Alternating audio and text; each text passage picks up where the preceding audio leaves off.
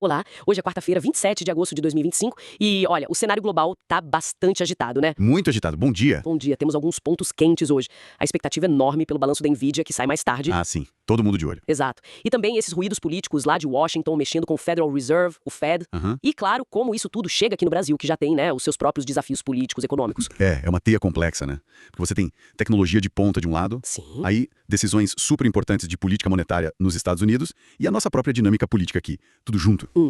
O mais interessante, eu acho, é tentar entender como essas coisas que parecem separadas, na verdade, se conectam, né? E o que elas indicam para os mercados, para a economia como um todo. Perfeito. A ideia hoje é tentar, assim, desemaranhar um pouco essas conexões, com base no que a gente tem visto nas análises, nas notícias mais recentes. Ótimo, a gente tá usando aqui algumas fontes como o Global Markets, Politics, Tech and Economy in Flux, também o Morning Call da Genial. Então vamos lá, vamos começar por esse ponto que tá gerando mais tensão, eu acho. A situação do Fed. Vamos lá. Então, a história que, nossa, ganhou todas as manchetes foi a demissão da Lisa Cook, que é diretora do Fed, pela administração Trump. Isso caiu como uma bomba, né? Totalmente. E pra complicar ainda mais, ela já disse que vai contestar na justiça. Quer dizer, só isso já coloca uma incerteza enorme no ar. Sem dúvida. E a preocupação principal que a gente ouve no mercado é com a independência do Fed. Exato. E por que isso é tão importante? Porque, assim, a percepção de que tem interferência política ali, ela mina a credibilidade do Banco Central, sabe? Especialmente na função dele de controlar a inflação. Aham. Quando essa credibilidade é arranhada, as expectativas dos economistas, dos investidores, elas pioram. E isso pode bater, por exemplo, num custo de empréstimo mais alto para todo mundo. É fascinante ver como esse risco político, a percepção dele, se traduz quase que na hora, né? Nos preços dos ativos. A gente tá vendo isso nos títulos do Tesouro Americano. E essa preocupação ficou ainda mais, assim, palpável com a análise do Paul Krugman. Ele fez um paralelo bem preocupante com a Turquia. Sim, eu vi isso. Pesado. Muito. Onde essa interferência política na autonomia do Banco Central levou a inflação pra, tipo, 80%. Uma loucura. Nossa. E o Krugman foi duro. Ele disse algo como: isso vai marcar a destruição do profissionalismo, não é só sobre política monetária, é sobre se a gente ainda é uma nação de leis.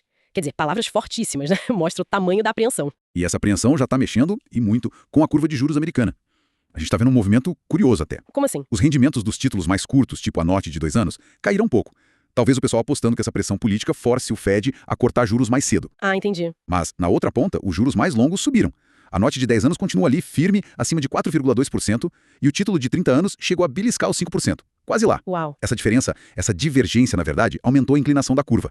A diferença entre os juros de 5 e 30 anos passou de 115 pontos base. É o maior nível em anos. E o que isso significa na prática? Basicamente, o mercado está dizendo o seguinte: olha, talvez cortem os juros agora por causa da pressão. Ok, mas a gente está com medo da inflação lá na frente, se o Fed perder a autonomia. Faz sentido. Analistas como o David Roberts, da Need Groups, estão falando que essa combinação, sabe, dados de emprego mais fracos e essas provocações da Casa Branca para o Fed, isso está criando problemas reais para os investidores.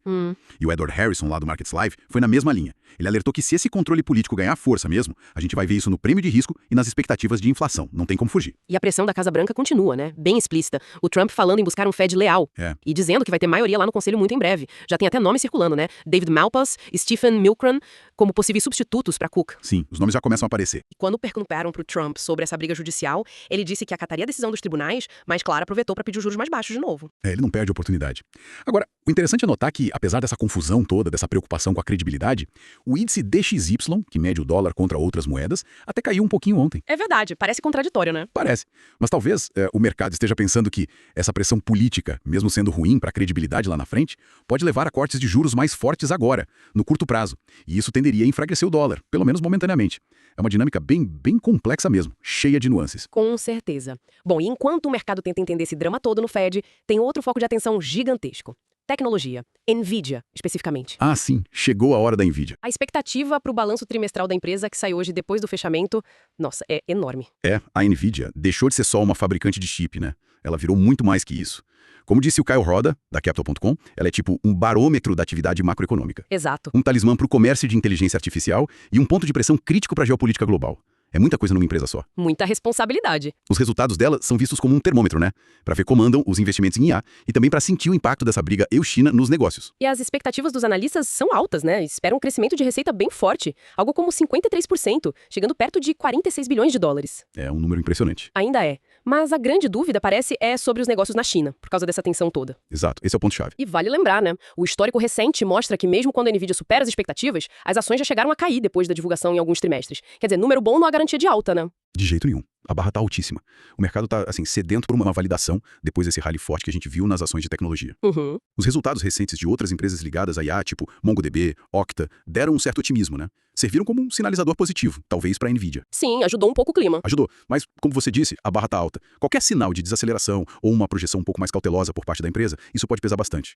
É um momento chave para o sentimento do mercado com tecnologia. Sem dúvida. E aí a gente chega no Brasil. Como que todo esse cenário externo, com juros lá fora sob pressão, essa expectativa na tecnologia, como isso bate aqui? Porque a nossa situação doméstica também tem, né, a sua própria dose de complexidade, de tensão. Com certeza, o cenário aqui também não tá simples. Do lado político, a gente vê o governo Lula tentando alinhar o discurso. Teve aquela reunião ministerial para focar em divulgar dados econômicos que eles veem como positivos, lançaram até um novo slogan. Sim, governo do Brasil, do lado do povo brasileiro. Isso, e reforçando aquela narrativa de soberania, principalmente depois das tarifas americanas recentes, mas ao mesmo tempo tem relatos de cobrança de lealdade a ministros, um certo ruído com líderes de partidos aliados, como o União Brasil, que fez questão de dizer que é independente.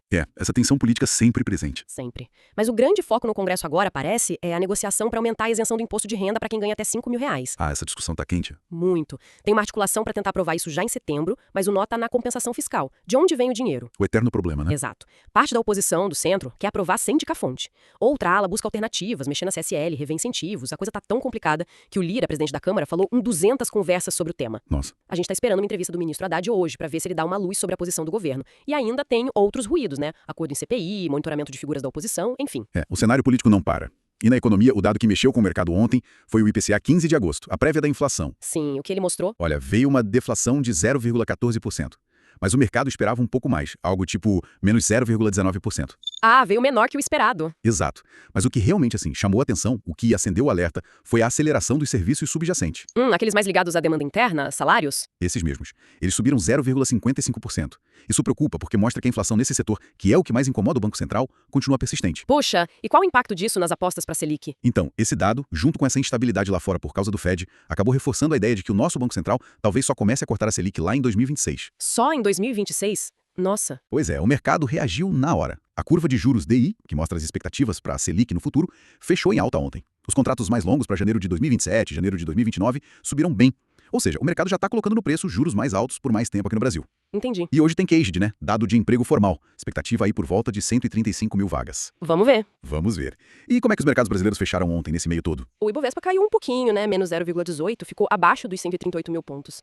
Deu uma escorregada. Já o dólar subiu contra o real, foi para perto de 5,43 e o curioso, de novo, é que o dólar subiu aqui mesmo perdendo força lá fora.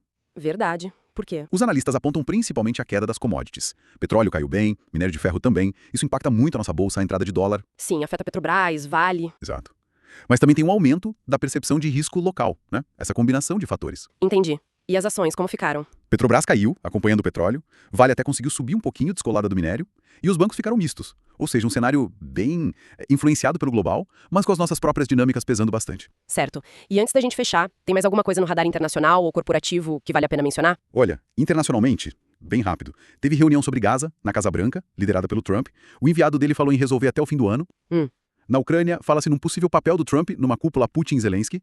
E os Estados Unidos ameaçando mais sanções à Rússia. E a Índia entrou em vigor aquela sobretaxa adicional de 25% dos Estados Unidos sobre produtos indianos. Entendi. Rápidas mesmo. E no corporativo aqui do Brasil, alguns destaques. A JBS teve a confirmação de que vai entrar no índice FTSE US lá nos Estados Unidos em setembro. Isso é importante dar mais visibilidade para a empresa lá fora, depois da dupla listagem. Boa notícia para eles. Sim. Outro caso, a Oncoclínicas vendeu um hospital para reduzir dívida. A empresa está com caixa apertado, o valor de mercado caiu muito em agosto, mostra bem como esses juros altos apertam as empresas. O cenário está difícil para alguns setores. Com certeza. Tivemos também a Santos Brasil avançando na OPA, com o parecer favorável do Conselho. E a Embraer com planos de investimento, projetando mais exportação com a nova linha nos Estados Unidos. E a B3 comprou uma parte da Shipay. Interessante, muitas movimentações. Sim, o mundo corporativo não para. Bom, então, resumindo o dia de hoje, né? A gente tem essa forte conexão entre a política lá nos Estados Unidos, pressionando o Fed, o que mexe com juros no mundo todo e o risco. Exato. Do outro lado, o mundo da tecnologia pendurado na Nvidia, esperando sinais sobre IA, sobre economia. E aqui no Brasil, a gente lidando com essa inflação de serviços que não cede, adiando a expectativa de corte de juros, enquanto o governo tenta se equilibrar na política e nas contas públicas. É isso? Perfeito. E os dois grandes eventos que podem dar o tom das próximas horas são a decisão da justiça lá sobre a demissão do Fed. Sim, isso é crucial. E, claro, os números da Nvidia depois do fechamento. São os dois pontos de maior expectativa hoje. Combinado. E talvez a reflexão que fica disso tudo, sabe? É sobre o custo da instabilidade. A gente viu hoje muito claramente como uma percepção de interferência política num banco central bate quase que na hora na curva de juros. E a curva de juros, no fim, é o custo do dinheiro para todo mundo. Verdade. Então a pergunta que a gente pode se fazer é: qual é o preço real dessa instabilidade política? Aquele que não está tão claro nas manchetes, mas que está embutido no prêmio de risco, no custo para se financiar e que lá na frente pode limitar o crescimento da economia. Quanto desse risco político já está nos preços hoje e quais as consequências disso no longo prazo? É algo para a gente continuar, né, observando, avaliando. Uma ótima reflexão para a gente terminar. Obrigada pela análise. Eu que agradeço. Até a próxima. Até.